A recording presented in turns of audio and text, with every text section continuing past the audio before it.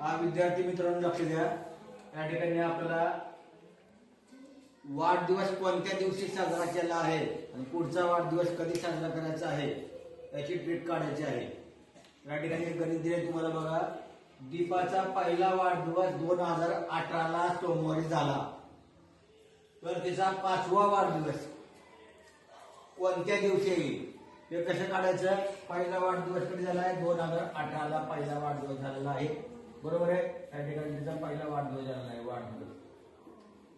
मग हे करताना त्यातला पहिला हे करताना दुसरा वाढदिवस आहे त्यात एक मिसळायचं। जर लीप वर्ष असेल, आता हे लीप वर्ष कुठलं आहे? 2020। ज्या संख्येला 4 ने भाग जातो, 4×25 4×25 म्हणजे 2 वर्ष आहेत। 2 वर्ष झाले असेल तर 2 दिवस ऍड करायचे त्याच्यामध्ये, पुन्हा याच्यामध्ये 1 दिवस आणि याच्यामध्ये 1 दिवस। मग यांची बेरीज किती होते?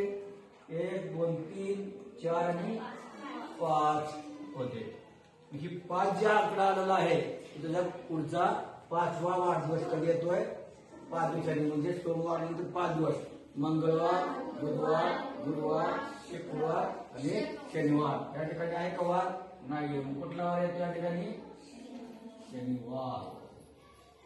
लक्षात घ्या कसं करायचं। सोमवारच्या पुढे 5 दिवस पाहायचे, मंगळवार बुधवार गुरुवार शुक्रवार आणि शनिवार।